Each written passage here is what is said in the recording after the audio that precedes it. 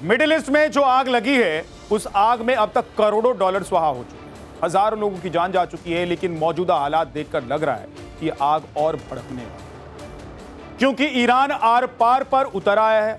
एक ऐसी ईरानी साजिश का खुलासा हुआ है जिसे ट्रंप का गुस्सा साथ में आसमान पर, और उन्होंने यह साफ कर दिया है कि अब वो ईरान पर कभी भरोसा नहीं कर सकते। ट्रंप के इसी बड़बोलेपन को लेकर ईरान ने भी अपना नया प्लान बता दिया।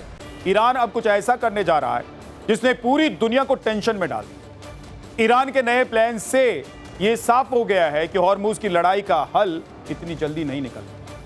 और इसी बीच कार्गो जहाज पर फिर से अमेरिकी हमले की खबर सामने आई है, जिसके अलावा ट्रंप ने आखिर तुर्की में जहाज क्यों बदला था, इस पर भी ट्रंप की पहली प्रतिक्रिया सामने आ गई।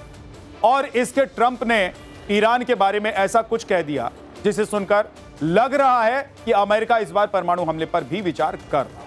इसके अलावा हूती विद्रोहियों के ताबड़तोड़ हमले भी जारी हैं। एक तरफ हॉर्मुज पर अमेरिका कंट्रोल का दावा कर रहा है, तो दूसरी तरफ बाब अल मंडेब स्ट्रेट पर हूतियों ने तबाही मचा रखी है। ये चार तस्वीरें आप देखिए। अमेरिका ईरान के बीच तनाव से जुड़ी हुई बड़ी खबर सामने आ रही है। हॉर्मुज में तेल टैंकर्स पर हमले का दावा किया जा रहा है, जिसकी वजह से ईरानी समंदर के तट पर हर तरफ काला तेल नजर आ रहा है।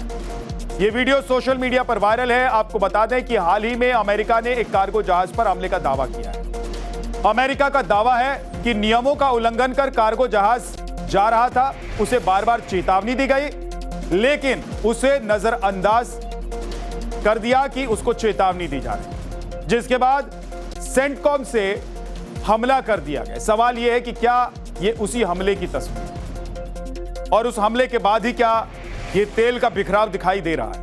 आप देख रहे हैं कि समंदर में काले तेल का बिखराव है, समंदर के ऊपर तेल तैरता हुआ नजर आ रहा है।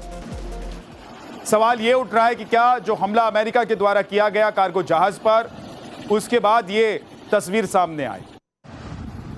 ये वायरल वीडियो है जिसमें दावा किया जा रहा है कि समंदर के किनारे और समंदर के परत पर ऊपरी हिस्से में तेल तैरता हुआ दिखाई दे रहा है। वहीं तुर्की में जहाज बदलने पर अमेरिकी राष्ट्रपति डोनाल्ड ट्रंप का पहला रिएक्शन भी सामने आ गया है। ट्रंप ने कहा है कि मैं सीक्रेट सर्विस सेना की बात मानता हूं, इसलिए सीक्रेट सर्विस ने जो कहा मैंने वो किया। वो चाहते थे कि मैं दूसरे प्लेन में जाऊं, तो मैं दूसरे प्लेन में चला गया।